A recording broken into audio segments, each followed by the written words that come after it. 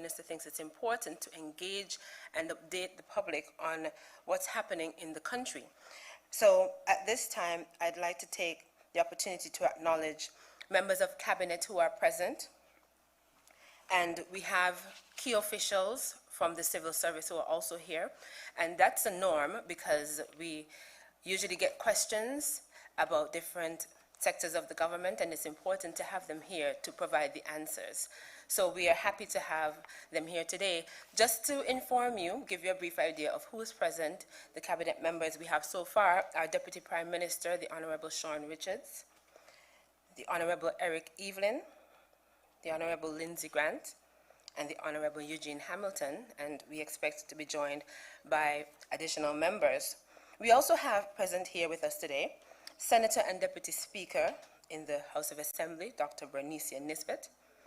We have Ambassador Michael Powell, who's with us today, as well as the Permanent Secretary in the Ministry of National Security, Mr. Osmond Petty, Permanent Secretary in the Ministry of Sustainable Development, Mrs. Elrita Simpson-Brown, Commissioner of Police, Mr. Hilroy Brandy, Lieutenant Colonel J. Anthony Comrie from the St Kitts and Nevis Defense Force, Director of the Department of Statistics, Mr. Carlton Phipps, the Chief Executive Officer for the St. Kitts Tourism Authority, Ms. Raquel Brown. And as time goes on, we also expect to be joined by additional members of the civil service. For today's press conference, it's usually broadcast live. So let me also take this opportunity to thank members of the media who are here with us today, as well as those providing live coverage of the event. This press conference is being carried live on Freedom FM, Sugar City FM, Vaughan Radio, WINN FM, Zeraisi Radio and television, as well as various social media platforms, including the Facebook pages of and YouTube channel of Zeraisi and the St. Kitts and Nevis Information Service, also known as SKNIS.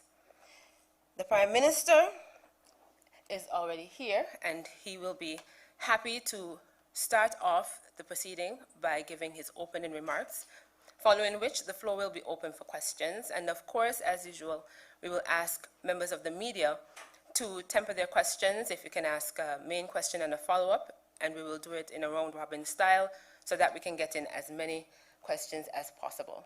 So at this moment, I will turn over to the Prime Minister.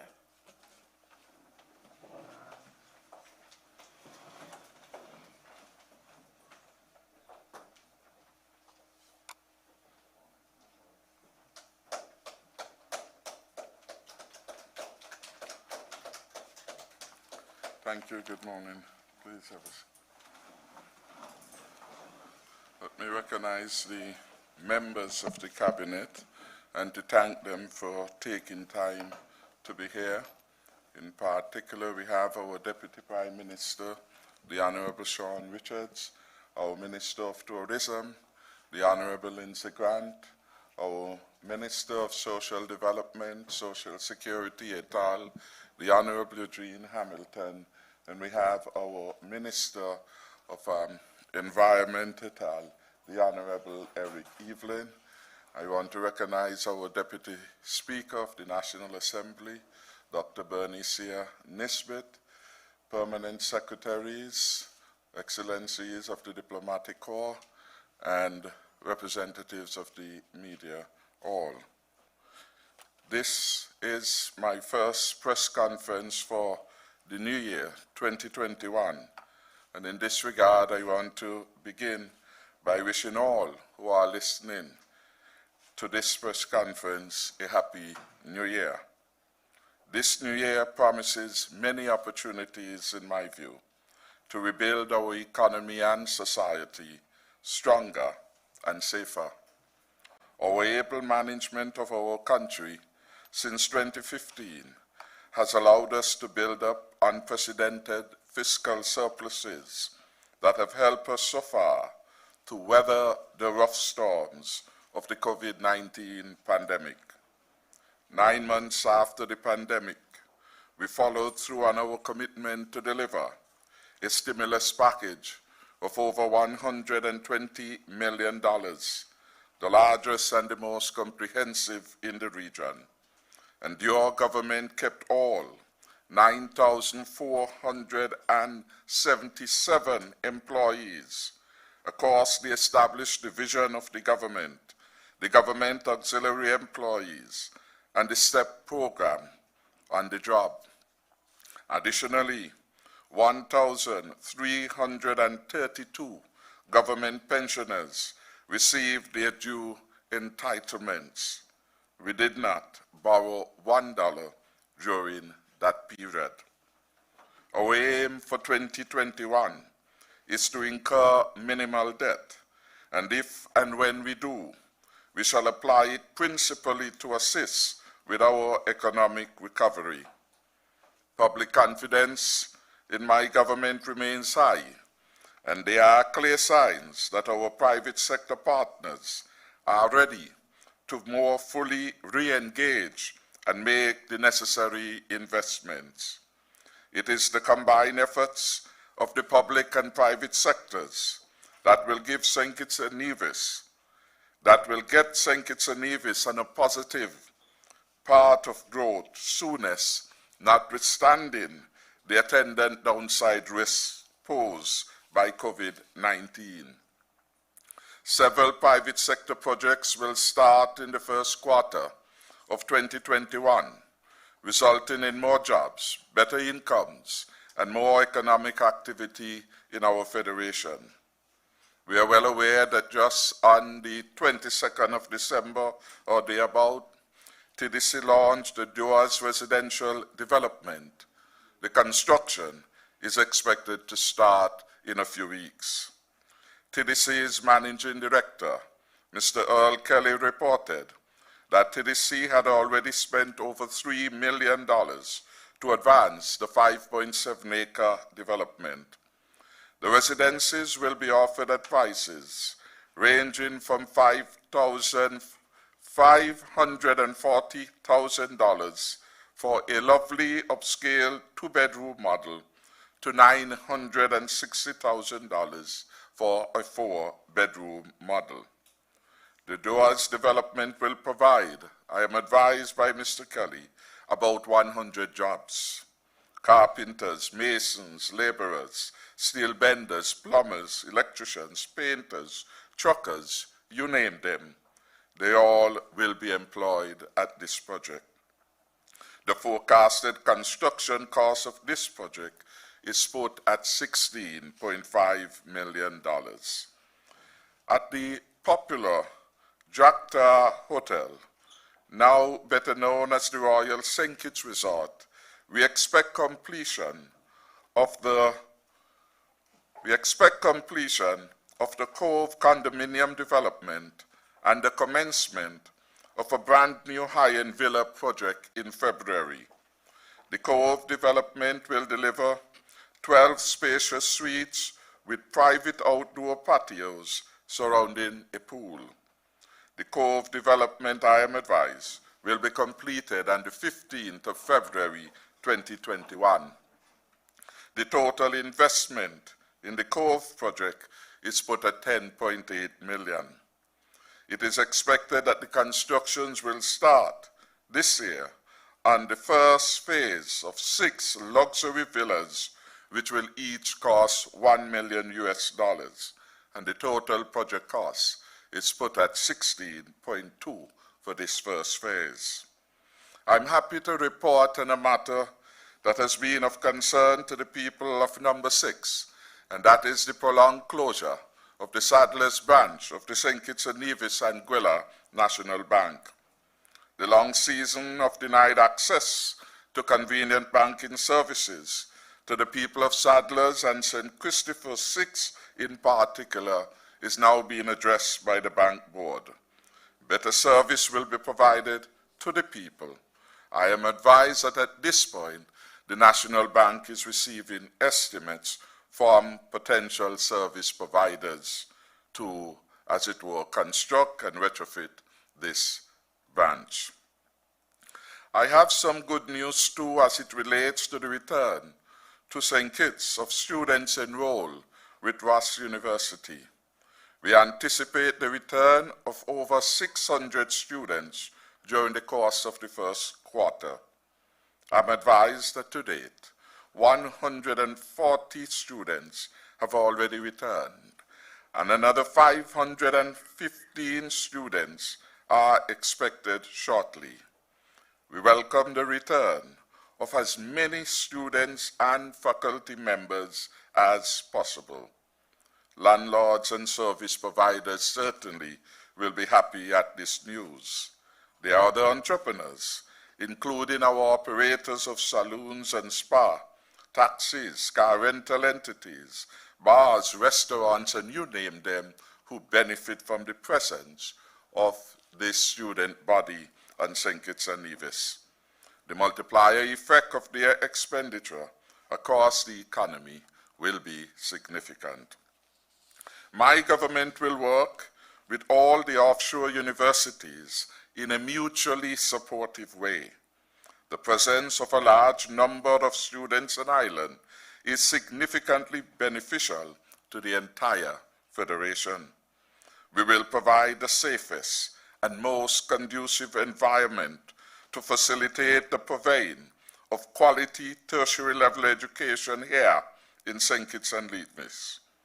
Let me, at this point, convey my well wishes and that of the government to the student who was seriously injured in a shark attack.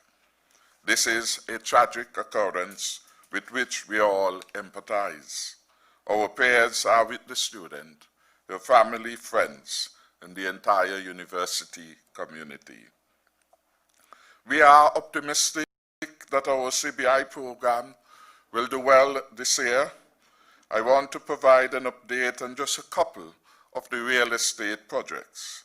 First, his Hillsborough Suites and Residences located in the McKinley area. The first phase of Hillsborough Suites and Residences, consisting of some 40 luxury, 800 square feet, one-bedroom condominiums, is expected to be completed by the end of the second quarter 2021. I'm advised that phase 2, which is earmarked to commence in the first half of 2022, that is next year, will add a further 60 luxury suites and conference facilities. Work is at an advanced stage at the project, the current focus being on completing the interior finishing, which had been slightly delayed as a consequence of COVID-19. Commencing on Monday, the 18th January 2021, I am advised that the workforce will increase on site to 45 persons as external works begin on the pool, the parking, fencing, and other external infrastructure. Hillsborough Suites and Residences aims to provide a modern development of which all citizens and residents, and indeed their guests, can be justifiably proud. Turning to Seaview Hotel in West Barstow, significant progress is being made at this hotel, and the first phase of this project will see an addition, I am advised, of 100 rooms to our hotel room stock, and several commercial spaces will be ready for occupancy by June of this year. In March, Zeraisi will be celebrating 60 years of broadcasting. Zeraisi is really the people's radio station. It has delivered yeoman service to our country, and I want to commend its leadership over the years for their work. Zeraisi has undergone significant changes in technology, in administration, etc., over the last 5 years. I must commend the chairman, Lester Hanley, for his leadership so far. Recent upgrades at Zeraisi Broadcasting Corporation include infrastructure upgrades to the television station and production studio, including complete remodeling and retrofitting of the production studio with repairs to the roof, the installation of new air conditioning units and transmission spaces. Partial upgrade to the radio station and television station IT network will better facilitate increased bandwidth needed through both stations. Upgrades to its cameras, outside broadcasting equipment, and production computers and in-studio lighting have all taken place. Having upgraded most of its television production capability, Zeraisi Television experienced immediate improvement in its ability to produce content for local consumption on television and across several online and social media platforms. This has made it unnecessary to carry wholesale news packages from other stations as fillers to its newscasts. Zeraisi has returned to live production of its news and in-studio production. I'm advised that Zeraisi reaches viewers or listeners in 113 countries worldwide across its multiple platforms. It has 4 million Facebook views, YouTube of 1 million views.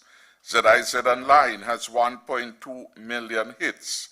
Zeraisi TV Online website, 1.1 million hits. Zeraisi Radio Online website, app, tuning, 2 million hits. Zeraisi is a predominant broadcasting station in St Kitts and Nevis, popular with and loved by all our citizens and residents at home and abroad. The country's oldest and best radio station, best known radio station, will shortly release its program of activities to commemorate this historic 60-year milestone. Zeraisi is in many respects the nation's most reliable source for popular programming and authoritative issues such as COVID-19 briefings, Working for You, and Leadership Matters. Turning to Leadership Matters, this program started in 2020 on Zeraisi Radio and television and social media platforms and attracted a social media viewership of 410,334 over 30 editions, or an average of 13,677 views across Facebook, YouTube, etc. Of course, in addition to online platforms, thousands more tune in to Leadership Matters and radio and TV. The program will resume in the first week of February 2021. I want to thank the loyal fans of the program and well-wishers for their amazing support for Leadership Matters specifically and Zeraisi more generally. I now turn to some issues relating to our Foreign Service. Last Monday, I updated Cabinet on our efforts to fill the vacancy for a permanent representative to the United Nations. His Excellency Ian Patches Liberd has been designated to serve as our permanent representative to the United Nations. United Nations, of course, is the premier global organization with over 193 member states and a large number of entities accredited to it. Ambassador Liberd has served the country well as its Minister of Public Infrastructure et al. He is well versed in a range of public and private sector matters, and he will be an asset to our country in this regard. I am advised that other Foreign Service officers are being transferred from capital to postings in our embassies and missions abroad. I want to wish all of them well. Mr. Sheldon Henry will join Ambassador Ian Liberd working at the permanent mission to the United Nations as Second Secretary. Ms. Chanel Williams has been approved for assignment to the permanent mission to the OAS in Washington, D.C. as First Secretary. Ms. Dinala Laplace will be posted to our High Commission in Ottawa as Second Secretary. I wish all of these, our nationals, outstanding success in their new assignments. I am pleased to advise that the Cabinet has approved the formation of the board to guide the operations of the Medicinal Cannabis Authority. The composition of the board is being actively pursued. What is the role of this board in our efforts to build out a cannabis industry, focusing on the medicinal arm? Subject to the provisions of the Cannabis Act, the board shall inter alia be responsible for the policy, strategic direction, and governance of the new authority.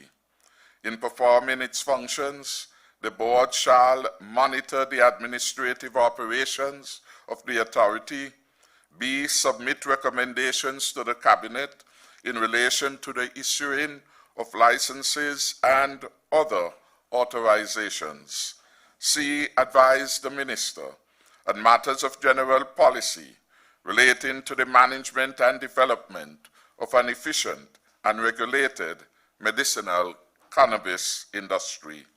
D. ensure that the authority receives and manages its funds in a prudent manner. And D. do all such things as the board reasonably considers necessary or expedient for the purpose of carrying out its functions under this Act. This week, the CARICOM community held a special emergency meeting, by and large to discuss how we could move forward as a region in the context of our lived reality with respect to COVID-19. One of the many matters discussed was availability of vaccines, and the CARICOM heads reiterated our concern for equitable access to an efficacious vaccine, and of course, we denounce efforts at vaccine nationalism. By that, we see developing the tendency where specifically the larger and richer countries are being the first to have access to the vaccine.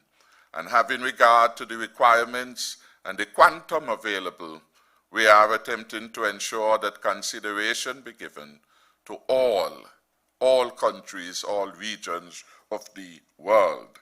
And therefore, there must be a regime that allows for equitable access. Indeed, in the fight against COVID, so long as one country has it, all of us have it. It is a transboundary issue which we have to confront together.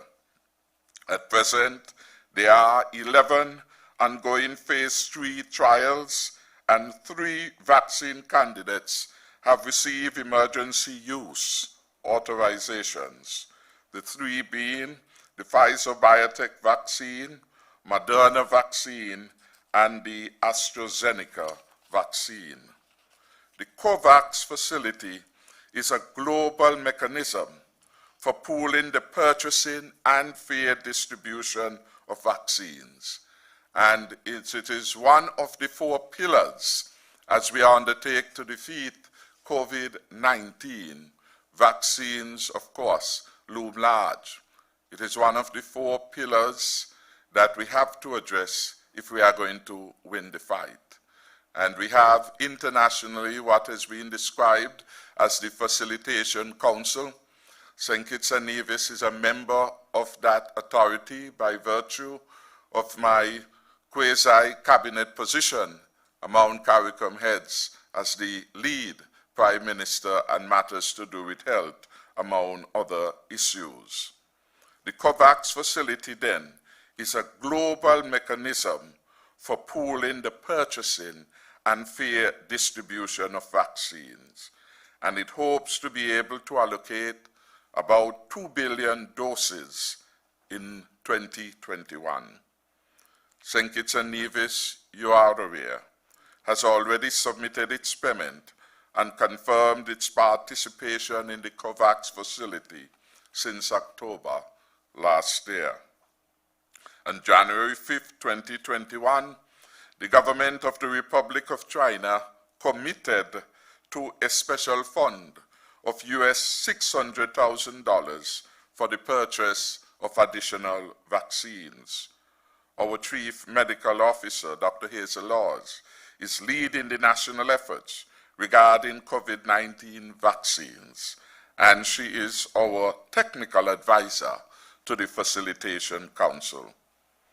The end of the pandemic, of course, is dependent on rapid vaccination as well as the continued application of non-pharmaceutical measures which they already know so well and must continue to comply with. The wearing of masks, the regular hand hygiene, the social and physical distancing remain important. For St Kitts and Nevis, we have set ourselves the ambition of being able to vaccinate 70% of the population.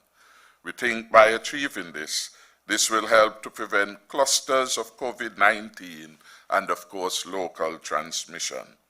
We are still many miles from this. The vaccine is not yet here, but we are up in the queue, having made initial payments, and certainly the contribution from the government of Venezuela will take us closer to achieving this significant target. Republic of China, Taiwan. That is the official name, the Republic of China. Taiwan is the popularized name. As with St. Christopher and Nevis, St. Kitts, so Republic of China, Taiwan. We ended 2020, I'm turning now to the issue of law and order, with a 20% reduction in major crimes when compared to 2019. Additionally, our detection rate for homicides rose to 40%. This is the third year in a row that we have experienced a significant reduction in overall major crimes, and there are about 14 categories, apart from homicides, rape, malicious damage, etc., all part of what we consider or described as major crimes. 10 homicides were recorded in 2020. In 2019, 12 homicides were recorded. Homicides, you will note, continue to decrease year after year. Additionally, our detection rate for 2020 is 40%. I just said that before. We hope in due course to further enhance the safety and security of St. Kitts and Nevis to such an extent that homicides are reduced to single digit. Indeed, in the ideal world, we would wish that there be none. In the secular world, there will be. And so the realistic expectation is that we will keep homicides in our country low as possible. And we're working hard to do that. The police is making progress in its investigations on the 2 recent homicides in Barstow. I must remind our citizens and residents that each of us can contribute to crime reduction if we practice to say something when we see a crime being committed or we become privy to any information on it. No one must be allowed to take another's life with impunity, and the law must take its course. We must never recoil from seeking peace and pursuing it. We continue to work hard to make St. Kitts and Nevis the safest small island state in the world. We commiserate, of course, with all families who have lost loved ones due to violent crimes.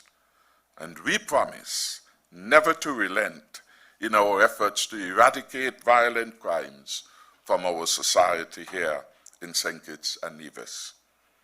In a more positive note, Her Majesty the Queen has graciously considered a recommendation for my cabinet through His Excellency our Governor General that Mr. Hilroy Brandy, our Commissioner of Police, be awarded the Queen's Police Medal, QPM, on account of his distinguished and meritorious law enforcement service spanning some 39 years. Could we give Mr. Brandy a special hand?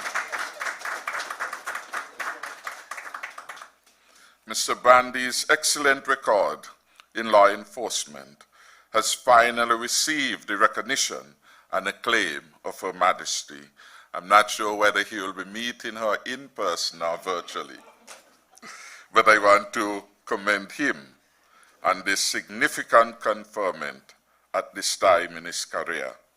And of course, on behalf of all of us at Cabinet, I extend to you again, Commissioner Brandy, our most sincere congratulations and best wishes. The other matter which I wish to address at this time is the matter of street vending. This matter has been a source of public concern for some time.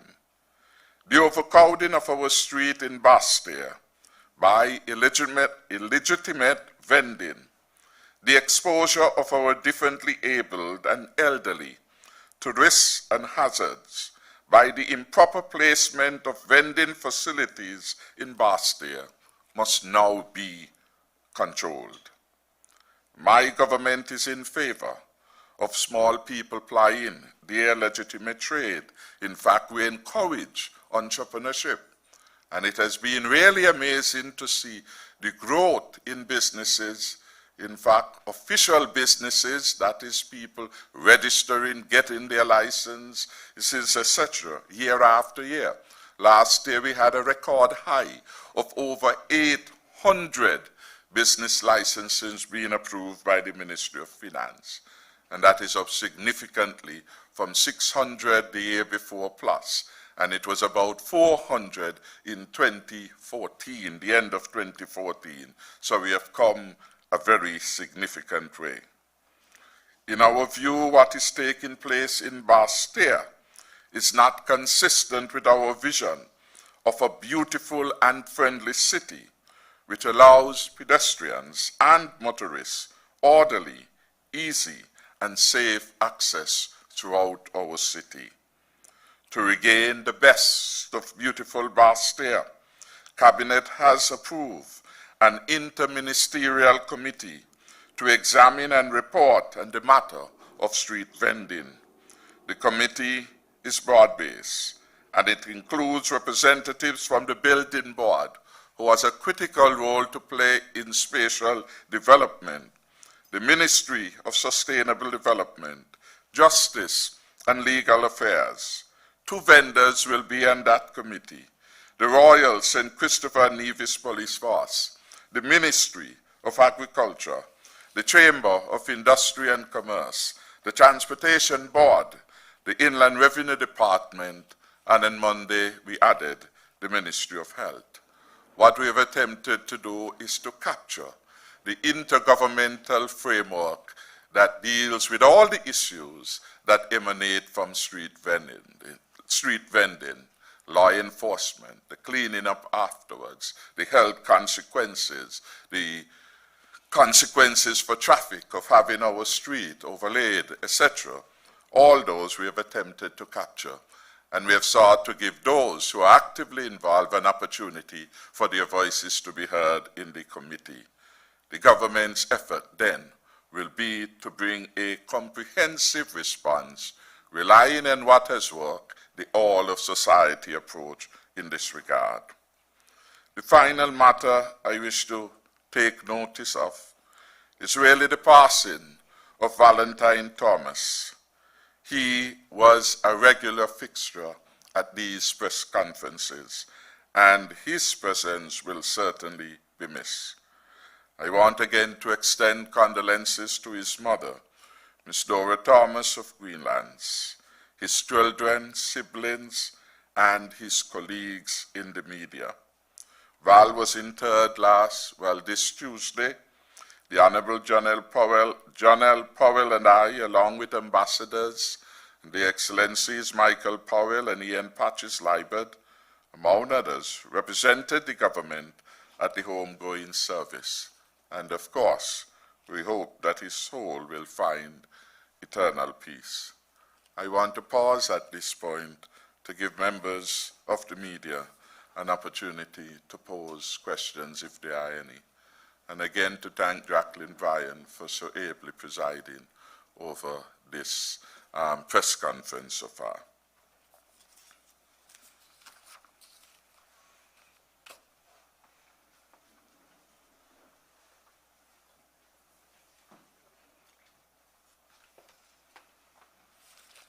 Good morning, Lashan Dixon, St Kitts and Nevis Observer.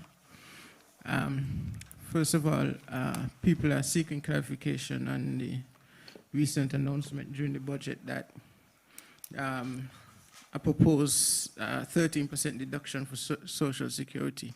Can you please address that proposal? And also, can we get... Sorry, could you repeat that? In the budget, there was a proposed 13% deduction for Social Security. Can you please address that proposal, and can we get an update on the National Health Insurance Program, the status of that program? Just for clarity, there has been no announcement of a 13% deduction with respect to Social Security announced in the budget address. I'm not sure where that comes from.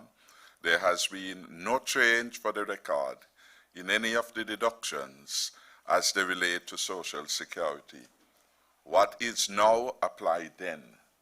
So there is no change that would have been announced with respect to that in the budget. The other matter of the national health is a good question, and we will address that one. We will here take a number of questions from representatives of the media, and then we will try to address this one.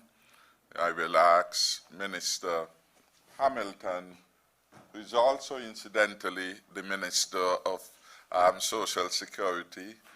I am not sure if he made an announcement of a reduction of the Social Security, but that certainly would not have been in the budget statement. Mr. Hamilton, maybe you can address the national health insurance issue, and then we will take any other questions coming from the media rep. Oh, sorry, you have a gentleman standing. Could you introduce yourself and your Yes. media? Good morning, everyone. Devon Cornelius, WINN FM. Just a few questions. Are there any plans to... Sorry, your media is? WINN FM. WINN FM. Yes. Are there any plans to assist tourism workers who are still unemployed as a result of COVID? On February 1 and March 4th, 2018, respectively, it was announced that construction for Ritz-Carlton Hotel and the Six Senses would commence in that year. Any update on that? What is the status of the project at the Strip? Can Minister Grant provide an update on that?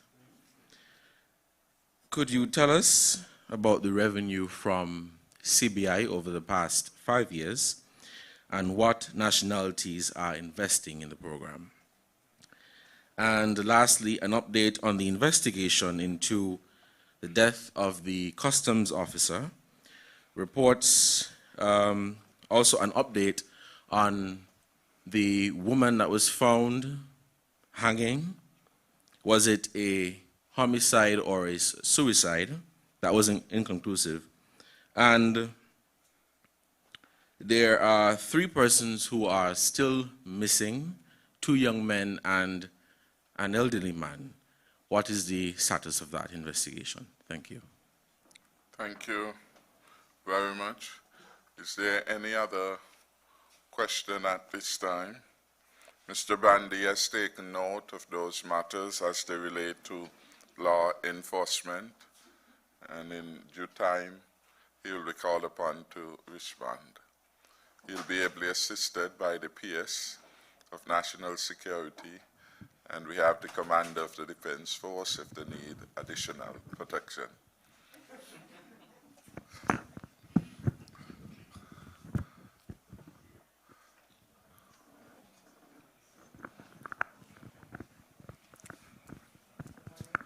Good morning. Carla Berridge, Zeraisi Broadcasting Corporation. Prime Minister, as representative of Zeraisi here today, just want to say thank you for the commendation to the corporation on its 60th anniversary. Just a couple of questions. Can we get an update on the rate of tourists into the islands since the reopening, and has it met the government's expectations? Also, in terms of the breach that happened with the person that was in quarantine, what can be done differently, or what is being done differently? In St. Vincent, there is sort of a crisis in terms of the expectation that the volcano may erupt. Are there any plans for St. Kitts to assist in that regard? And final question, over 50 St. Kitts and Nevis students graduated from UE last evening with master's degrees. Some 48 or so of them were beneficiaries of a Team Unity Government UE Scholarship Initiative. Can we get a comment on the success of the initiative and some further insights on the program?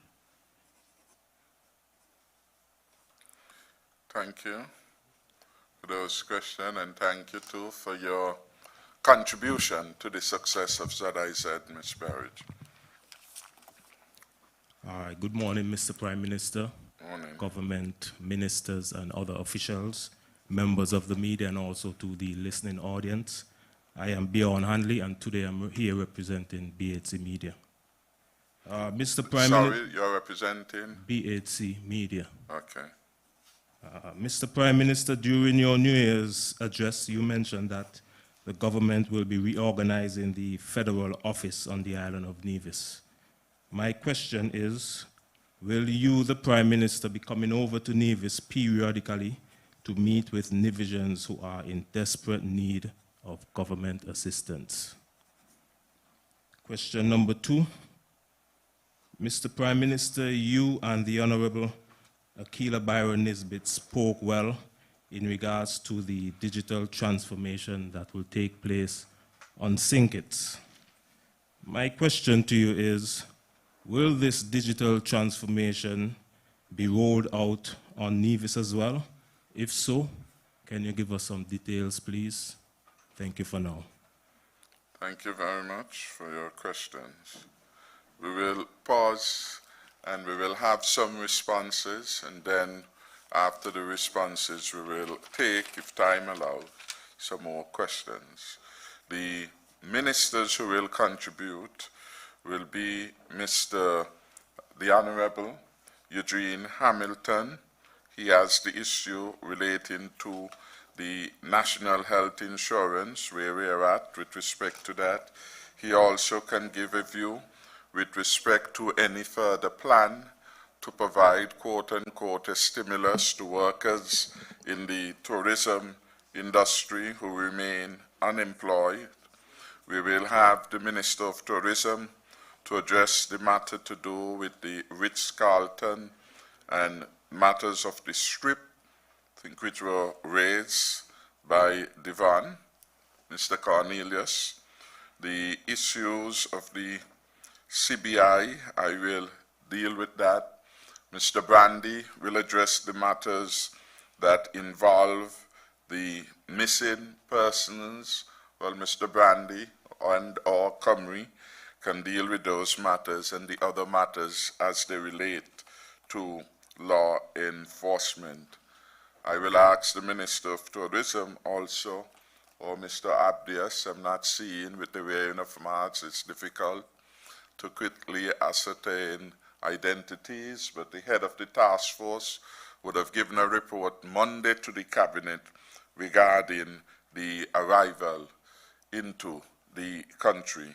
So if we do not have, if Mr. Abdias is here, we would want him to address this. In any event, we have Ms. Raquel Brown from the Tourism Authority, and she too can provide some updated statistics. Mr. Abdias and or Dr. Laws, if she is here, or the Attorney General, who is head of the Mitigation Council, can perhaps respond to the question in relation to quarantine breaches. The Minister of Education is not yet here, but Minister Richards will in fact give a brief overview of the Master's Program. This is a program which started while he served as Minister of Education. It was a historic and landmark one to further enhance the human resources of our teachers and to make them, put them in a better position to purvey a quality education to our students. And we are happy that we had recently a batch of them who would have graduated. So Mr. Minister Richards, the deputy, will address this one. The issue of digital transformation, I'll ask the minister under whom that subject matter falls to give some consideration to this. In the budget, we did announce that working through the cable, we will have, as it were, significant advancement in our digital platform in St Kitts and Nevis. That had come as a result of special negotiations between the new Minister of Technology, ICT, and the leadership of the cable. And so I will ask her to expound more with respect to that particular matter.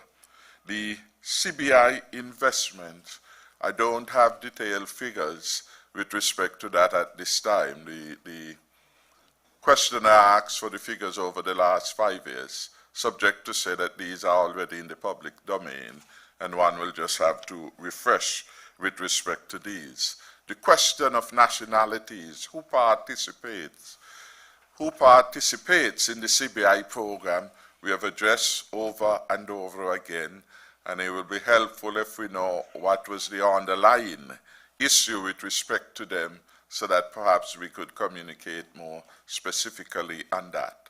But for the record, the CBI program is a popular program. The persons who come to the program or who become citizens, they hail from a variety of other countries. The United States of America, we have citizens of Canada, we have citizens from Russia, we have citizens from China, almost all across every area of the globe. The program has found attraction. The Middle East, Africa, etc., we have them. And so even when we look into our local domain, we see a number of businesses coming and stream by Chinese. The principles behind them are all, for example, citizens of St Kitts and Nevis. They have come through that particular route. The principal person behind, for example, the Galaxy Hotel is a citizen of St Kitts and Nevis. We have them involved in supermarkets, in restaurants, etc., etc. Just perhaps last week, we had the grand opening of Land's Kitchen restaurant in Frigate Bay, a new upscale cuisine being added to the menu of services offerings here in St. Kitts and Nevis. And the lady behind that, again, is a citizen of St. Kitts and Nevis. So we have a wide range of interest in our CBI program. That is why it has become the platinum brand, because persons from everywhere have come and have participated with respect to the CBI program. We do not discriminate, save and except there are about 3 countries which by policy we have refrained from taking applications from. For example, Iran is one such country. I think North Korea is one such country. These internationally have been described as or proscribed as countries. That is, they have an international black mark. And because we do not wish to incur any reputational damage, we have taken the decision as a new government that we will not entertain applicants from persons resident, for example, in North Korea and in Iran. Iran for a long time has been described as a sponsor, state sponsor of terrorism, etc., etc. And we would not want our CBI program to get involved, intermingled in any such accusation with regard to the applicant. So as a precautionary measure, we have not had. So at least 3 countries I know that we have prevented their citizens from participating. Other countries have, however, allowed those citizens to participate.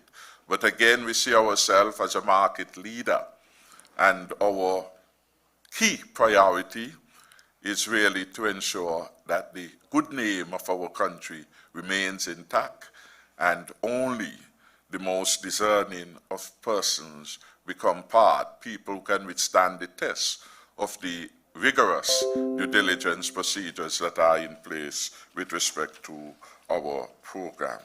So that is with respect to the CBI. The nationality range is broad. With respect to the matter of the federal office, the federal office has been in Nevis maybe now for 20-odd years. One of the things that we recognize is that it has not been able to adequately satisfy the expectations of the government, having to invest hundreds of thousands of dollars in an office there, and we wanted to do better work. So we are in fact going to be reorganizing it. We are going to ensure from time to time where there's a need for meetings, for example, that becomes available. We don't have to go to a Four Seasons or Nisbet Plantation if we need to meet with anyone on the island of Nevis. So it will be available. The federal government has a clear mandate. We work within that particular mandate. We deliver services to the people of Nevis in the context of our constitutional obligations, and certainly as part of our love for all of our citizens, we go beyond what is the strict federal compliance obligation with respect to services.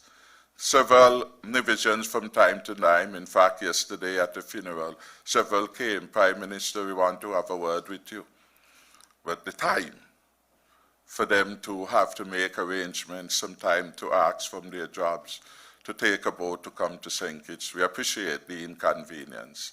So certainly a reorganized office will allow for us to be more appropriate and to offer more convenient service to our citizens and residents residing on the island of Nevis. And all of that, you know, we do to enhance the good relations between our two peoples, recognizing, as I said in my New Year's address, there is one state with 2 constitutional framework in terms of governments, each government having a clear role, and the federal government role is well documented. And so we work within that particular framework. I will now invite Minister Hamilton. Could you address those issues that were put to you? Some I would have enumerated, and if there are any that I miss, your penmanship would be better. Thank you, Prime Minister, and good morning to all. I want to also join with those who express best wishes for 2021 and trust that our nation will continue to be strong and safe as we go through 2021. I want, Prime Minister, with your permission, to congratulate my colleague, former colleague, Minister Ian Patches-Liebert, on his appointment as permanent representative to the UN. I know that he will do a fantastic job in that position. The country will be proud of his representation. Lashon, I thank you for the questions that you raise. The first one, of course, the Prime Minister, I think, answered it, but I will just reinforce his answer that he gave in that there has been no announcement of any increases in any deductions for persons contributing to Social Security. That has been a rumor which is spread across the country, and I will dismiss it as just that, a rumor. The other matter which you raised had to do with the National Health Insurance. Now, I'm not sure if you're aware, but long before the clamor of the World Health Organization to encourage nation states to introduce national health insurance, St Kitts and Nevis has been advocating through many documents issued in terms of elections and our manifestos that we will approach the concept, we will attack the concept of introducing universal health insurance. When we became the government in 2015, it is one of the things we embarked upon. At this point in our history, we have had the help, assistance of the University of the West Indies Health Economics Unit, doing an exercise which has produced a blueprint for the implementation of universal health insurance.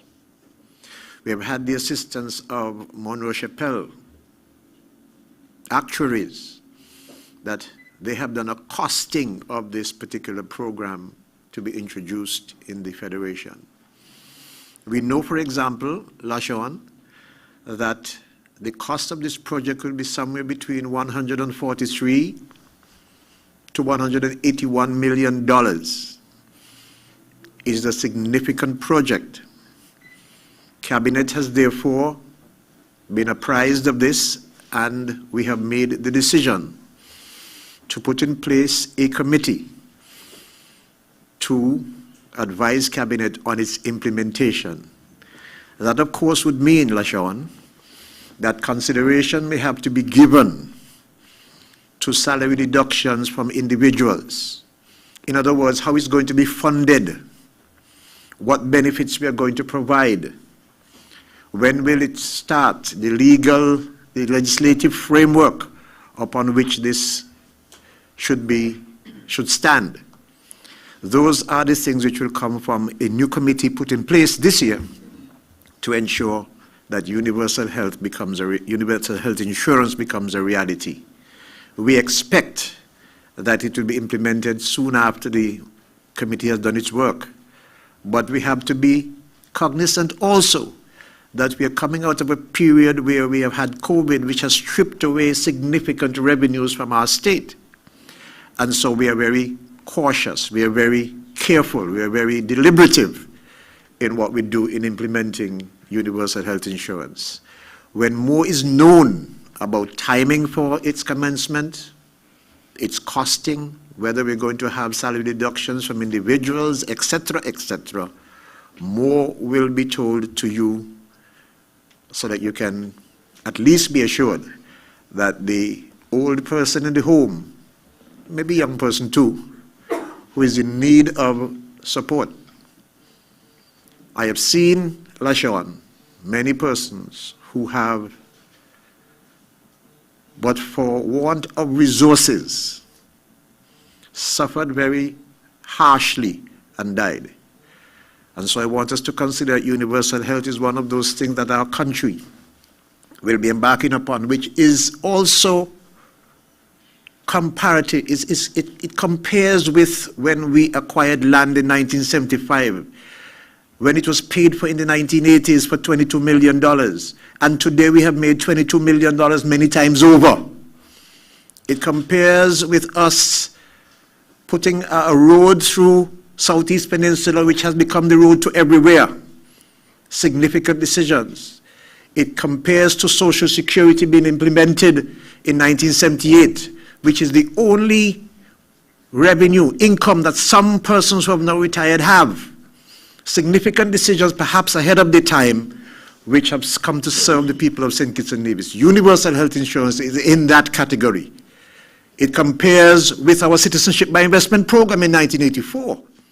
When started, may have had many detractors, but today citizenship by investment is one of those programs that is of significant benefit to the people of St Kitts and Nevis. So we are working towards universal health insurance, looking at this insurance implementation as one of the significant developments taking place in St Kitts and Nevis that will be a benefit to the people of St Kitts and Nevis. And so we look for your support throughout this country as we implement. Many people like things free, and if we could, we will provide it free. But I am saying to you that let's all have a stake in what's taking place as we move towards universal health insurance. I hope I've answered your question fully enough, Lashon. And I think there was any plans for, another point about any plans for workers who are in the tourism industry who are still unemployed. The Social Security was one of the major contributors to the mission of the government to provide relief during the time when we were suffering from COVID. We're still suffering, of course, but during the early stages of COVID. Social Security came on and provided for 8,000 persons, $1,000 per month for April, May, June, and again in September. We spent more than $20 million giving support to persons in the economy. We considered that by providing $1,000 for individuals, if their propensity to spend is 90%, 90% will be spent in the economy, and there'll be a multiplier effect. We did not put money in people's pocket to throw away the country's money, but to create economic activity and to relieve persons who were also suffering from hardship. If it becomes necessary again, and the Social Security can, so certainly Social Security will make the decision whether or not to continue to do that for any sector. But we are also prudent because we understand that Social Security itself, by the 8th actuarial report, there was a line by the actuaries which said that the fund will be depleted by 2052. But by the 12th actuarial report, it says depleted by 2036. And it is getting worse because, one, decisions of government before our time has made significant inroads in the health of Social Security. So we're not going to be imprudent at all. We will do what we can, but we're making sure that Social Security remains strong. Let me clear that up for you because I don't want anyone to go away with the view that we will not do anything else. But understand that if it is that in 2014, the government made the decision, for example, to merge two bonds, both which were earning 7.5% for the Social Security and 8.5%, merge them into one, a $41 million bond, at which time when that was done, Social Security ended up getting that bond reinstated at 1.5%. That is a body blow to Social Security, which many people have to understand is taking place, so that it resulted in less earnings, less income, which is going to have further impact on the life of Social Security. Therefore, when we make the decisions to do more for any other person or body of persons in the institution, it will be based on the practical understanding that it must be done to help to strengthen the institution, which must serve our people as the years go by. And so, that may not give you a direct answer of what we'll do for them from Social Security, but Social Security will play its part and do so prudently. Thank you. Thank you. I want to thank Minister Hamilton.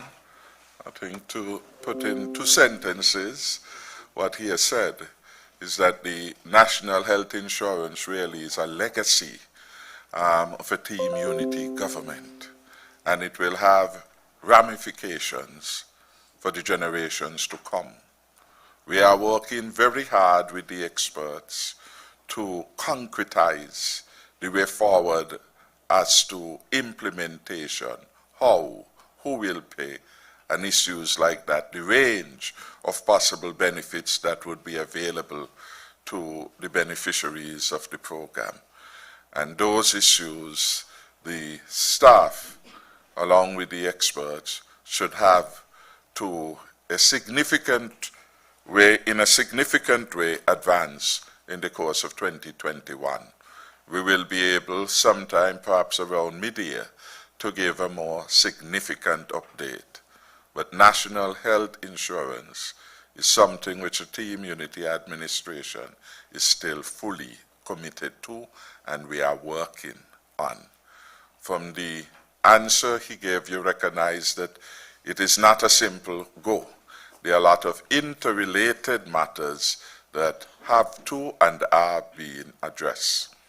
With respect to Social Security providing support to tourism, persons who work in tourism, the short answer is that the Cabinet a few weeks ago mandated that the Social Security Board should look at that matter and advise the Minister so that he can advise the Cabinet what further response we can give.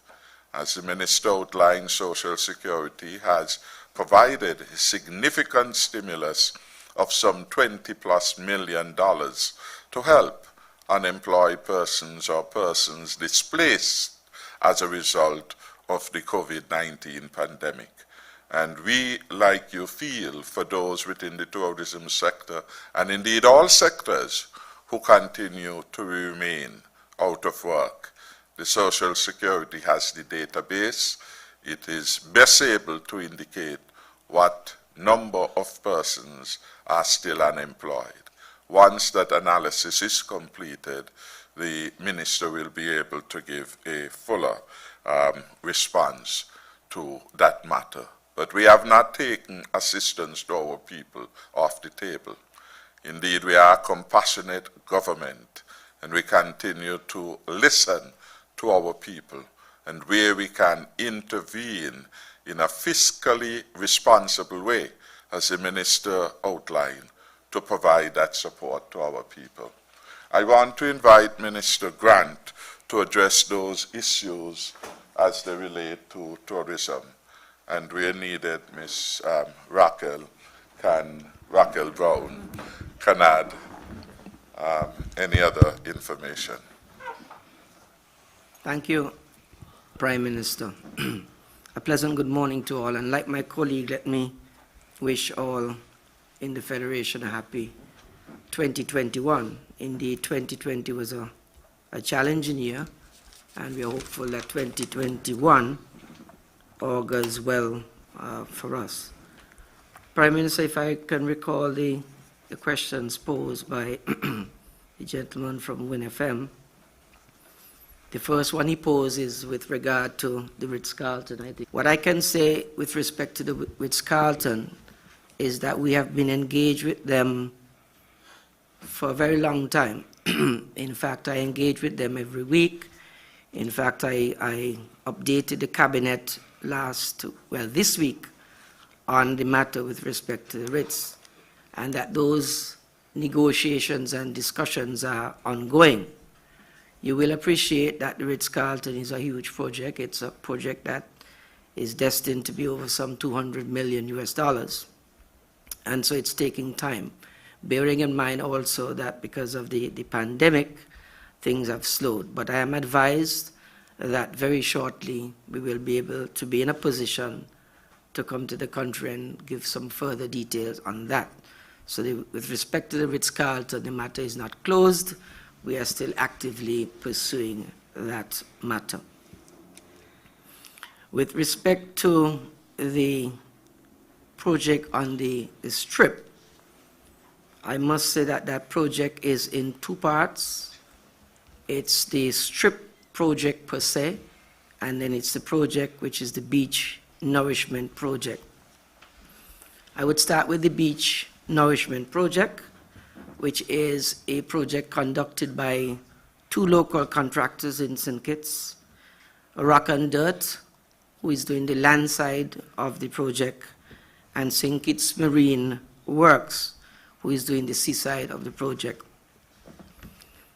We have actively engaged Smith Warner out of Jamaica for the last 3 years, I think it was, whereby they did the necessary groundwork in determining exactly what the beach nourishment project should be. After Smith Warner finished their works in terms of the project, we then engaged the Williams brothers, who are two young marine engineers in St. Kitts, to further the project. The project is costing us somewhere in the region of $6 million, I think it is. It involves putting in groins and breakwaters over at the frigate bed to make the beach enhanced. At this stage, we are about 3 months away to completion. We met up with a challenge, which was when we went to the bottom of the ocean, there was some reef remains, and so we had to go back to the drawing board with the marine engineers to determine what exactly we would do. Having sought that out over the holiday period, the contractors, both on the land side and the sea side, are now engaged. One of the groins have been completed. The other groin is expected to begin in the next 2 weeks. And then what will happen is we are going to pump sand from an area outside in the sea, which we have found, back into the Frigate Bay area. We're going to pump some 8,000 cubic meters of sand in. The effect, hopefully, with the groins and the breakwaters and the sand coming in, I am advised that that should now ensure that the sand is retained and we have a much wider beach, we have a much more pleasant beach, and we can see the economics of it returning to the strip owners and bar owners in the Frigate Bay area. We are hopeful that this will mean that the sand will not be removed again when there is heavy movements of the sea. On the land side now, in terms of the strip itself, we had some delays with the strip because we are still in the process of working out what exactly we are going to do with the matter for the sewage at the strip. We were between the St. Kitts, the St. Kitts Marriott, in terms of using their facility, which is underutilized, or engaging persons to build our own sewage system at the Frigate Bay Strip. Hopefully, we will have that advice within the next couple of days, and then we will determine what we can do. The other things to be completed at a strip would be the grasscrete, which we intended to do, the boardwalk, the sewage system, and then the exit and the entrance facilities. And we are hoping that once we determine all of these, we will have the work completed within another 6 months. So hopefully the area of the strip will be completed possibly by the second half of 2021. If I can answer the question with regard to the rate of arrival since the opening, I must have to put it in proper context. And the context would be that our room stock is normally and traditionally at the moment some 1,800 rooms. Post-COVID, we only have 602 rooms available, hotel rooms, for vacationing in place, which means that a third of the room stock now is only available. And this does not include the quarantine sites. It includes the sites of the St. Kitts Marriott Vacation Club, the Royal St. Kitts, Park Hyatt, and the St. Kitts Marriott. And in Nevis, we're looking at the Four Seasons Hotel, the Golden Rock, and Paradise Beach Villas. And these are for vacation in place. One of the challenges we have, of course, is that the normal visitor into St. Kitts and Nevis traditionally stays between 5 and 6 days. And so there is a challenge because of the 14-day quarantine period. But we all know that. We're also challenged by the number and the frequency of airlift into St Kitts and Nevis. And as it stands at the moment, the ALF reads this way. It is American Airlines Flight 318 comes out of Miami into St. Kitts on Wednesdays, Saturdays, and Sundays. We have British Airways that comes out of Gatwick on a Saturday. However, I should announce here that in terms of British Airways coming out of Gatwick, as we know it comes, we are tagged with Antigua, so our drop into St. Kitts is as a consequence of the flight British Airways going into Antigua and then dropping in St. Kitts and beyond. All tag destinations from now on, and the tag destinations include St. Kitts, Grenada, Turks and Caicos. We have just been informed by British Airways just yesterday, the network planning, that these services have been cancelled for the rest of the winter schedule until March 2021. So we won't have British Airways coming out of Gatwick until March 2021, since those have been cancelled. Delta is still continuing its weekly service from Atlanta, and that's scheduled to resume on March the 6th until November of 2021. They did not resume in January the 9th as we had scheduled them to, because of the low demand for the destination during that period. We have Delta on Saturdays out of New York, JFK, and it's scheduled to begin again April the 3rd to November the 13th. Again, they did not resume January 9th, again because of the low demand at that time. Liat, as it stands, is scheduled 2 flights on Saturdays out of Barbados and Antigua. We have been just advised by Liat also that they are now changing that schedule, and they will now have daily service into St. Kitts up to March the 31st. So Liat has now rescheduled and changed their service, and they will now have daily service into St. Kitts up to March the 31st. Seabourn and Silver Airways, which comes out of Puerto Rico, they are there twice weekly on a Thursday and a Saturday from San Juan up until February the 6th. And United Airways out of Newark, New Jersey will be scheduled until February the 6th, 2021. Our numbers from December the 14th to January the 10th, 2021 shows arrivals of 2,318 passengers, 1,980 of whom were visitors. And I think those are my questions, Mr. Prime Minister. Thank you very much. Raquel, you want to add anything?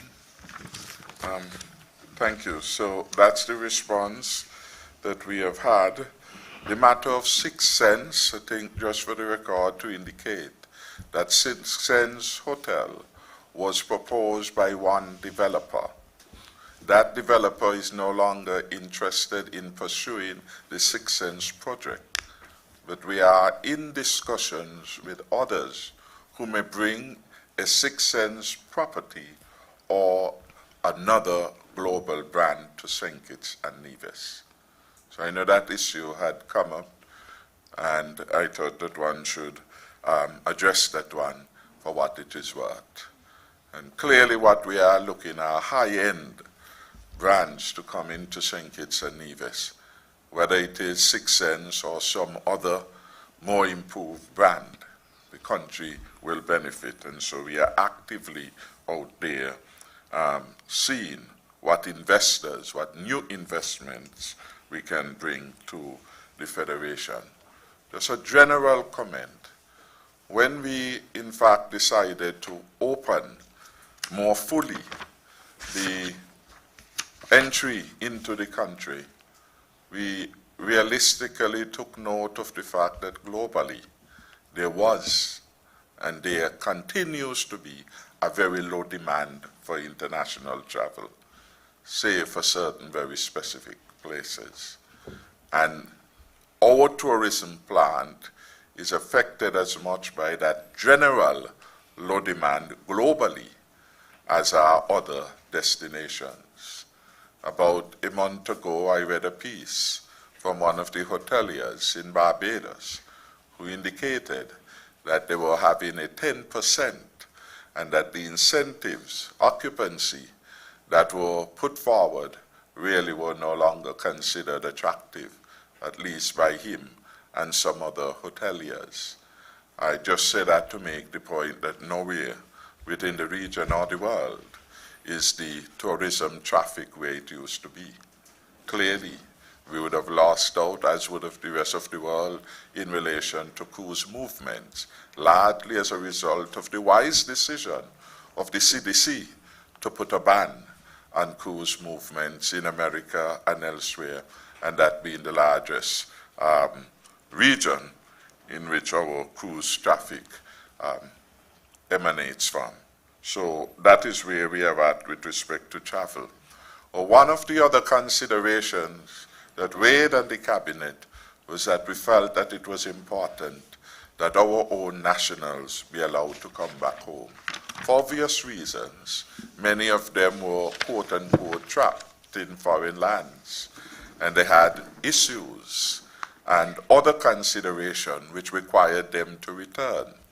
Some of them had families, young children at home, who needed their mother, their father, their significant adult. And so it was a multiplicity of considerations that drove the timing of the opening.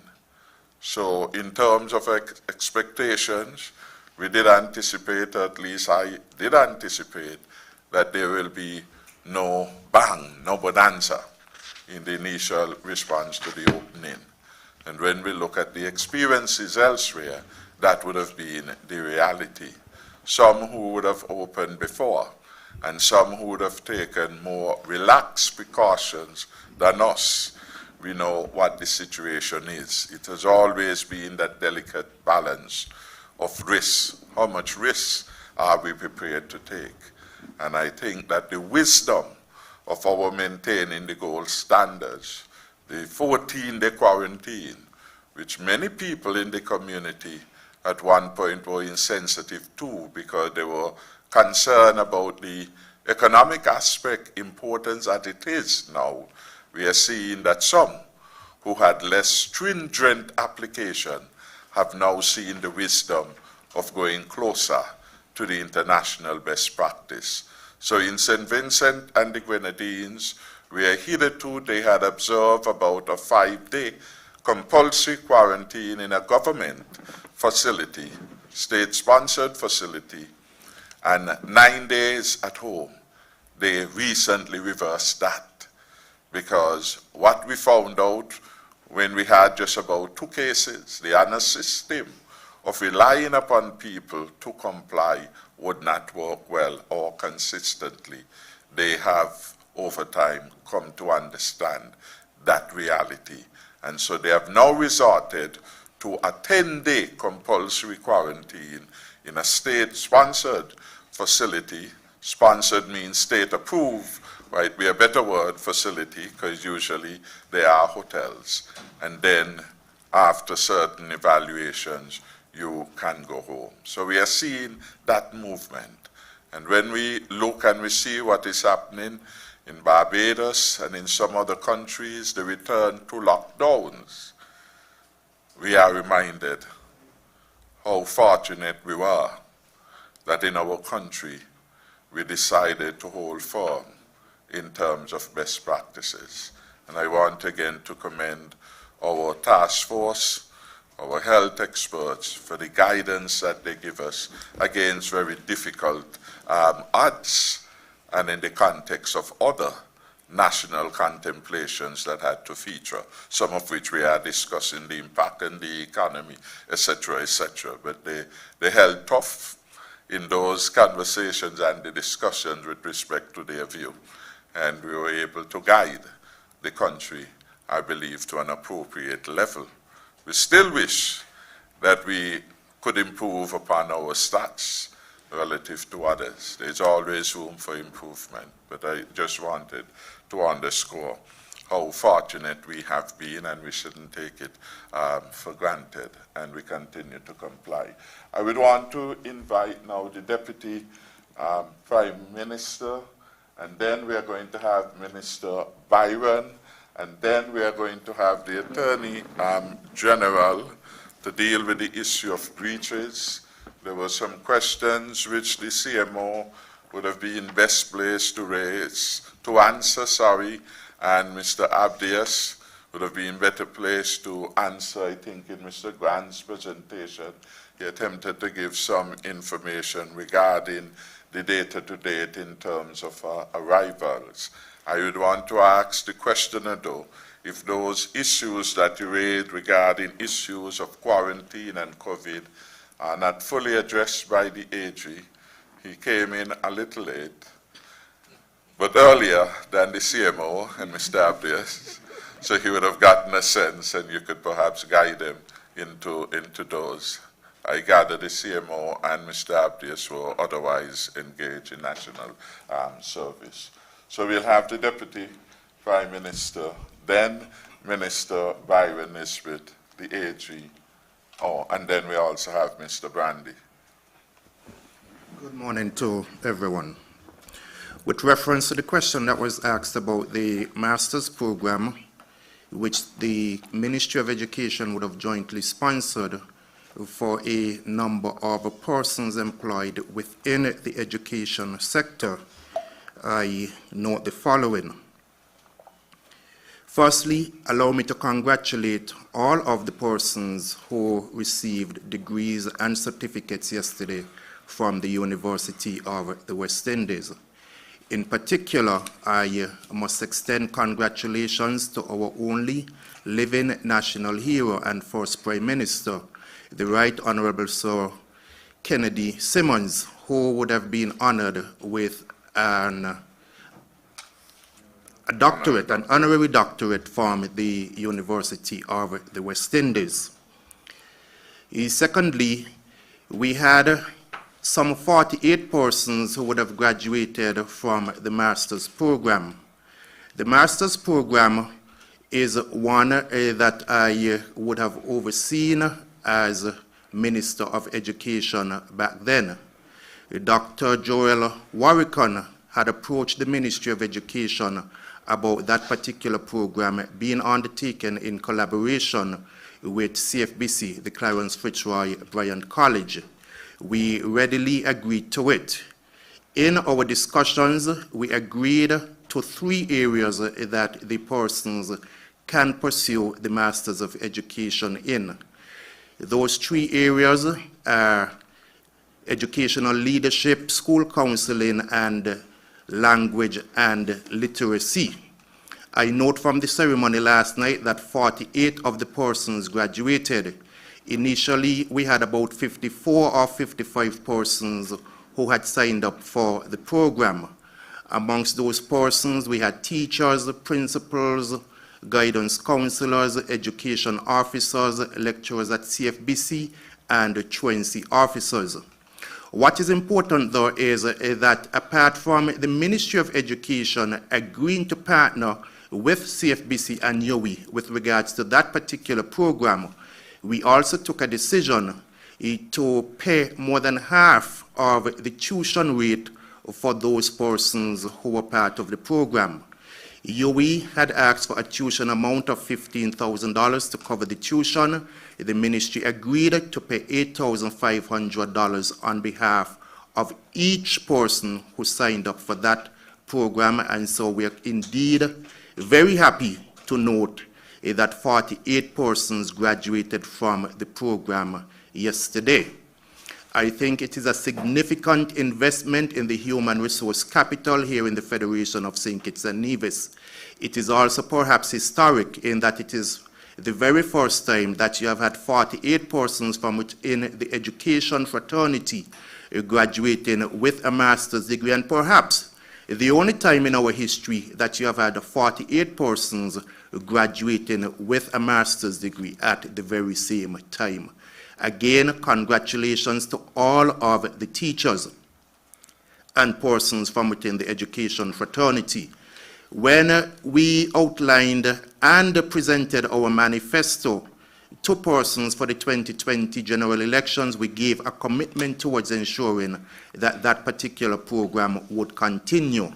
I note that there has been no intake or continuance for the program for this academic year, but the Minister of Education is not here, and certainly I am hoping that discussions will continue with the University of the West Indies towards the continuation of the program. It is for the Ministry of Education to determine what are the current needs within the ministry, and then to get the University of the West Indies to fashion the necessary areas so that teachers and other interested persons from throughout the education sector can pursue those particular programs.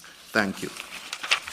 Thank you very much, Deputy Prime Minister, for that response. I just want to correct an error made in relation to the foreign service placements. I think I did say Chanel Williams. The person's name more appropriately and correctly is Chanel Simmons. So that's the name we would want you to take note of. Apologies. We will now have Minister Byron Nisbet. Thank you very much, Prime Minister. Mr. Hanley, thank you for the question. In terms of the digital transformation efforts, it should be noted that this transformation is a federal project, which means that as far as our federal services are concerned, whatever transformation is done federally is done both St. Kitts and Nevis. Just this morning, the Prime Minister would have spoken to the restructuring that is taking place as it relates to the federal office in Nevis. There are services at the federal level that will be offered through that office, as well as other engagements that would take place there that would require access to the information at a federal level. That therefore means that whatever we do on St. Kitts must be replicated in Nevis in order to ensure smooth transition of information and that the information is shared across both islands so that anyone working or accessing the information or services in Nevis are given the same type of service that they would have here in St. Kitts as well. But just to give a background on where we are in terms of the digital transformation, we have begun the first phase of our transformation efforts, which is the whole of government strategy and the cybersecurity strategy. The ministry has engaged Deloitte & Touche to assist with this project. Just last week, we have begun the different interviews and meetings with the various ministries and departments across government to get an idea of where the different ministries are in terms of their transformation efforts and their IT, so that we can get a better understanding of where we are going. We have also reached out to the different departments and ministries in Nevis that also offer some level of federal services. We are still waiting confirmation for when we can have the interviews with them, so that too is also taking place as we speak. The meetings and the interviews have been going well so far. We've touched on just about a good cross-section of ministries: health, the Ministry of Information and Communications Technologies. I know they've also touched the Inland Revenue Department and Ministries of Finance as well. So the interviews are ongoing. In terms of the work that we are doing with the cable is assisting the government in the rollout of our government-wide area network, which means the fiber runs necessary to connect all of our ministries and departments together. That infrastructure is necessary in order for us to be able to roll out the necessary services and platforms and applications that would sit on that network to provide the digital services that are required. Just recently, as a matter of fact, just last week, in discussions with the cable, we have been trying to determine the best route to run those fiber lines between St. Kitts and Nevis. So those discussions are ongoing as we continue to build out the infrastructure. Outside of that, we are also rolling out Wi-Fi to our community centers, and from next week, again, in collaboration with the cable, we will launch the first in the rollout of the Wi-Fi in the community centers. And so that's where we are in terms of the digital transformation and our efforts to try to see how best we can make sure that we have that resource necessary in order for us to move forward with innovation and technology. And so I hope that answers your question. So yes, indeed, Nevis will be part of it. Thank you very much, Minister Nisbet. I will now invite the Honorable Attorney General, Mr. Vincent Byron, to respond to those questions posed, and he will be followed thereafter by Mr. Brandy, our Commissioner of Police.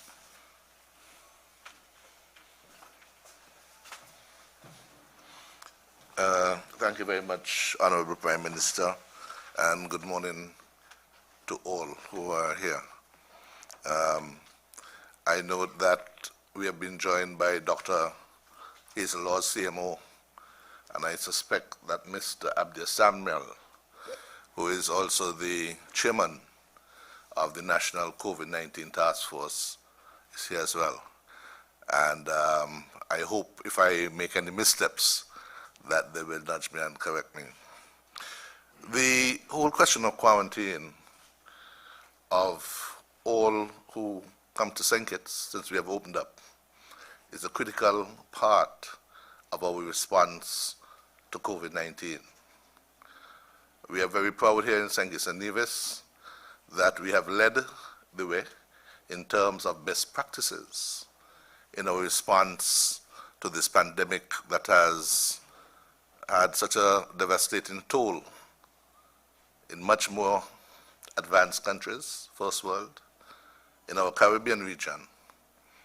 And we here in St. Kitts have been able to manage the process very well. And we must give all commendation to the work done by our medical experts, led by the CMO, Dr. Laws, ably supported by members of the Health Emergency Operating Center, as well as the National Task Force. That is a subset of the Mitigation Council, Disaster Mitigation Council of St. Kitts and Nevis. They all work very tirelessly around the clock, and they too need commendation, whether it's the Chief Immigration Officer, whether it's the Commissioner of Police, Commander Defense Force. We have people at the Customs Controller, his Deputy Controller, and a whole wide range of public servants who have had tireless, sleepless nights to keep us here safe in St. Kitts and Nevis. The idea is that when one comes here, one may have the COVID virus. It may be transmitted to other citizens, and it would have the effect of making our country, or putting many people, as it was, out of work. Businesses may have to close.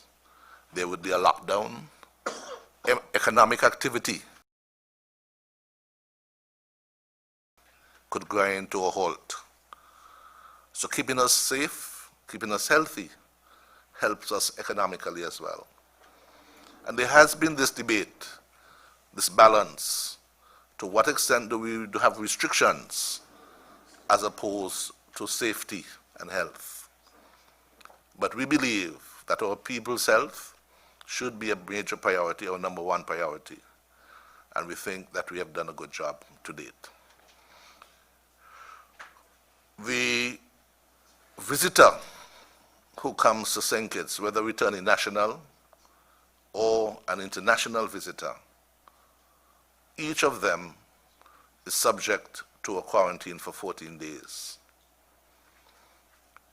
If you are a returning national, you can go to a government quarantine site where you would have no contact with relatives or others who are in the local field.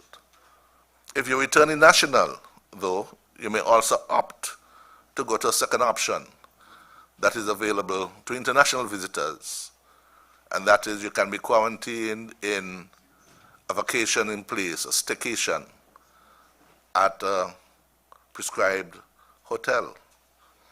These are the Park Hyatt, the Royal St Kitts, the Marriott vacation, as well as Four Seasons Paradise Beach in Nevis, where you are able to stay at the hotel in quarantine, but are able to participate in a limited number of facilities in the hotel.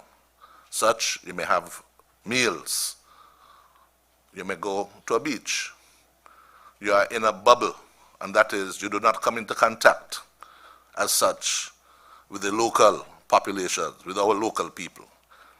So that if, while in quarantine, you may have the virus, we are trying to protect our local population from any transmission. This has worked well so far. As I understand your question, is that there was a breach, and this at one of our hotels, where 2 individuals had the virus and had been isolated. They were separated from the body, and therefore they should not have come in contact with anyone. We understand that near the end of the 14-day or the period of quarantine, one individual found a way to make his way to the airport to try to get on the airplane. And during that visit, that travel to the airport, it was discovered and alarm bells went off. As you say, it was one that was embarrassing for the hotel, and they have since strengthened their protocols, their systems, to ensure that there is verification on who can leave and who cannot leave. But we are happy to say that our security systems worked. They responded immediately. The task force was able to get that person at the airport, isolate them, identify them, and they were moved to a government quarantine site where much more strict protocols were then put in place. We believe that our systems have worked very well. We have put in place a compliance team of other public servants who go and visit the sites, who respond to queries by the hoteliers and workers to ensure that we maintain these strict divisions between those who may be carriers of the virus and our local workers, our local staff, the local population. We have seen in some of our neighboring islands where workers at a hotel may have gone to their homes and carried that virus to their homes. The family then goes and meets at school and on the job. In Barbados, in St. Lucia, we have seen where there's been community spread as a result. And hundreds of people are now contracting the virus. Here in St. Kitts and Nevis, we have been able to manage it.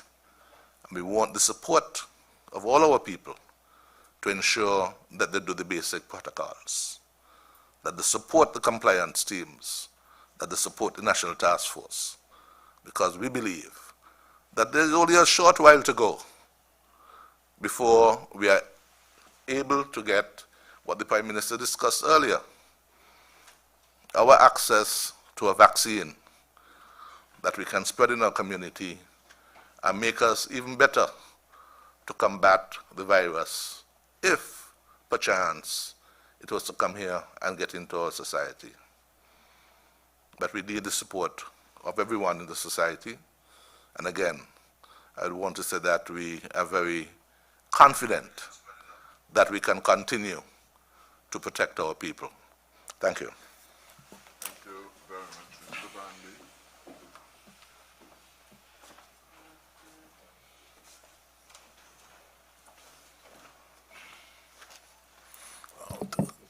Pleasant good morning to all. Just like the other speaker, I would like to take the opportunity to say Happy New Year to everyone at this time, and I also would like to say thanks to the people of St Kitts and Nevis for the support over last year in terms of the Royal St Kitts and Nevis Police Force, in terms of our crime reduction and crime detection, that we were very successful in 2020, and we are looking forward for your continued support in 2021.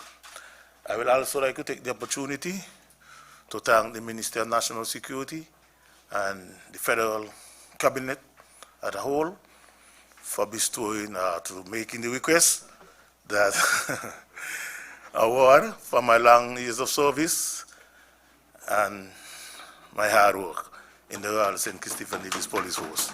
Once again, I want to thank you very much. In answering the question put by the journalist, I will first go to the lady at Halfway Tree that was reported found in her house with injury about her body. A postmortem was performed by our resident pathologist and come to the conclusion that those injury was self-inflicted. Also, the custom officer, a postmortem was performed by the resident pathologist, and his conclusion that that injury was self-inflicted. As a result, these files are pending before the magistrate court for a coroner's inquest, as speculated by the law, that you have to do a coroner's inquest to conclude these matters. Concerning the 3 missing persons, one from Cairn, who were last seen at Kim Collins, the other from the Basti area, the student from Clarence Fitzroy College, and the other was from Connery, the elderly gentleman. Those matters are still under investigation, and as information come forward, the police continue to investigate, and we are appealing to the general public. If you have any information, and like the Prime Minister said earlier, if you see something, if you hear something, say something, and we will investigate. I think those are the questions that I need to answer. Thank you.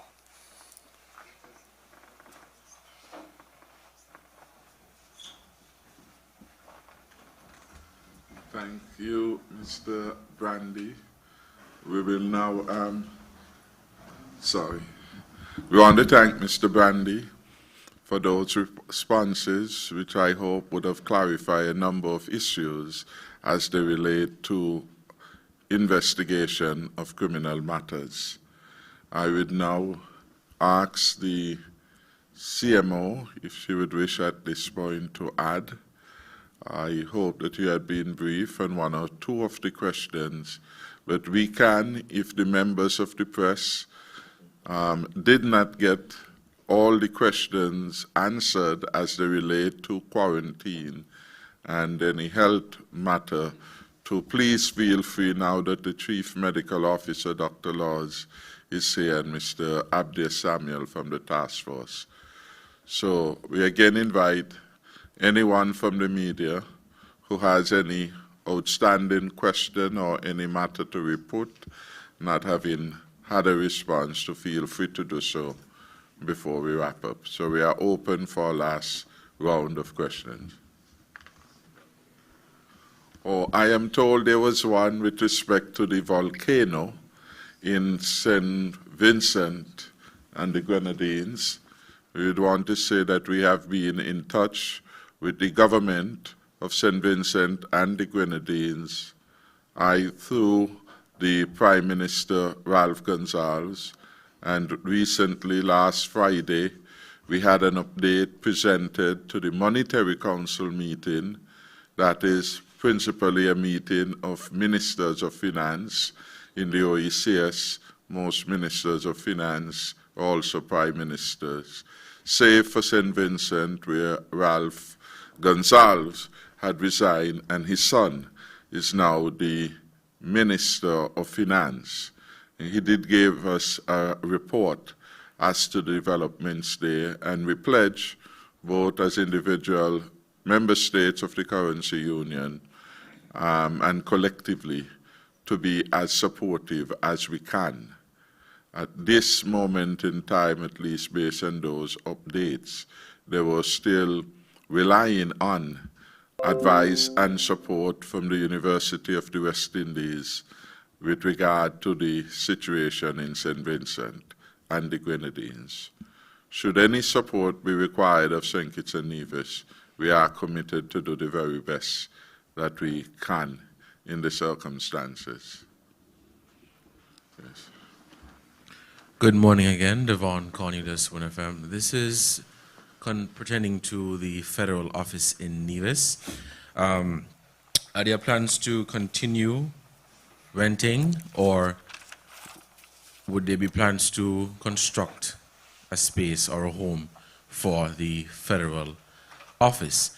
And regarding severance payments for persons on Nevis, Minister Brand in the NIA said that over more than $1 million has been paid out to persons in severance. Any date as to when, or any time frame as to when the rest of the severance will be paid out to persons on Nevis? Thank you. Thank you very much. With regard to the severance payment, I'll ask the Minister of Labour to provide an update on that matter. With respect to the federal office, presently we pay rent for a space on Government Road, and we are in the process of evaluating those particular arrangements. And in fact, we have visited a number of allocations where persons had called and inquired and offered their property for consideration. And we have a team that is paying some attention to that particular matter. So at the moment, and for the last many number of years, the space has been a rented space. We have had the opportunity, and I had an opportunity last Saturday while there, to visit a number of other options that have come into mix as other persons with property there welcome the idea and have offered their property for consideration. The committee is still working on that matter, and we look at a mix of considerations, so it will be a team doing the analysis of that. We have not ruled out any option at this particular moment in time, and indeed, once a team would have very shortly fine-tuned with respect to the options that have now presented themselves. There are about 5 property owners who have offered their facilities available for this particular effort, and we will have to fine-tune with them and then have a discussion with the Ministry of Finance regarding a number of other considerations relevant to that matter. Minister Phipps, could you assist with the matter of the severance payment? Well, I think you should give a general update, although the questioner posed a question for Nevis, because there will be a general interest in this particular matter. Plus any other info. Good afternoon, everyone, and thank you for your question, sir. In terms of a response that is general in nature before we come to the specifics of Nevis, I would wish to indicate that as of the end of December 2020, the following would have been the state of play relative to severance claims. The total number of claims that would have been received to date, 2,454. Total number of claims that would have been submitted between the gap of the 21st of December right down till just before Christmas would have been 65. We would have had a number of smaller claims trickling in on a staggered basis, not more than about 36. The total amount that would have been paid out by year end would have been just over 1,426 claims, and that would be the total process to date, and the total that would have been paid out by year end would have been 1,340. And those that would have been awaiting payment by year end would have been an additional 86. Now, let me just clarify something here. When I indicate that claims that were awaiting payments would be about 86, those would be claims that for whom all of the processing would have been done, with data being verified by Social Security, especially in terms of calculating years that would be eligible from which you calculate severance or calculate, in other instances, 1 or 2 long service gratuity and so forth. For both of those instances, for you to get a maximum payout, you would have had to have 17 years of uninterrupted service, relative to long service or relative to severance. In terms of what would have been paid out throughout 2020, in terms of processing claims, the government would have paid out $11,864,623.95. Now, in terms of claims to Nevis, I do not have at hand a disaggregation of the data St. Kitts versus Nevis. But what I can tell you is that the majority of claims that we have received from Nevis have been paid out to Nevis based on the order in which they would have been received. Most of the claims that we are seeing from Nevis would have been coming from, as we expect, the hotel and restaurant sector. So a number of the claims would have started being eligible for payment from Four Seasons as early as perhaps maybe August. Also from Nisbet's Plantation, Montpelier, and so forth, Golden Rock Hotel, and a number of smaller hotels. There are still some claims for whom data would have to be verified that we are awaiting. In a number of cases, the government would have made attempts to pay out claims before the normal expected processing time, especially in those instances where there would have been accompanying medical emergencies for the persons who are eligible to receive severance. So we have endeavored on both sides of the channel to ensure that when those special circumstances arise, that we will try our best to expedite the claims. But I would also hasten to add that under normal circumstances outside of a COVID environment, the average turnaround time that may be required from the entry of a claim to the verification of data across state agencies, including Social Security, might be as much as 90 days. We have tried as best as we could under the circumstances confronting us with the pandemic to attempt to pay out the funds prior to 90 days because we realized the hardship that individuals would have been facing in terms of when they would have been laid off and when their eligibility for severance would have been triggered. And for the benefit of public information, let me add that just because a claim has been made, it doesn't necessarily mean that the claim becomes eligible for payment immediately. Because ideally the law states that you're on layoff for a maximum of 12 weeks. Thereafter, severance can be triggered if there is no recall of the employee for any type of employment. However, if a recall is in order, that employee must be provided with at least 13 weeks of continuous employment after that return to work. And in a case like that, the clock starts ticking all over again, because it then means that the severance process or the continuum along that severance pathway would have been interrupted. I trust that that answers your question. I want to thank Minister Phipps for that comprehensive response to the severance question, to make the point that when we took over, the severance fund was being hemorrhaged, that part of the difficulty had been that the former administration complicated the work in terms of the severance fund by adding a long service gratuity payment to be made from the same severance fund without $1 being added. So what was intended to satisfy claims for severance, that is one particular benefit, now had to make do for two specific obligations. That, of course, has created a challenge. Moving forward, we have sought actuarial advice and how best we could capitalize the fund in such a way that all reasonable demands for severance can be made. We want to put it on a stronger basis, and that is why we have, over the last year, advanced significant sums.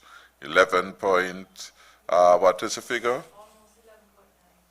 11.9, we rounded off to $12 million to ensure that persons who had been laid off can get a benefit. The federal government has also put aside, I think it's a further $7 million, 7.5, and she asked me to round it off at $8 million because the point does in fact confuse people. So a further $8 million for severance payment in 2021. You see then the significant burden that has been transferred and the federal entity for want of an appropriately structured severance fund. Moving forward again, beyond getting the certainty which the actuary can bring to the restructuring of the fund, we intend to introduce an unemployment benefit.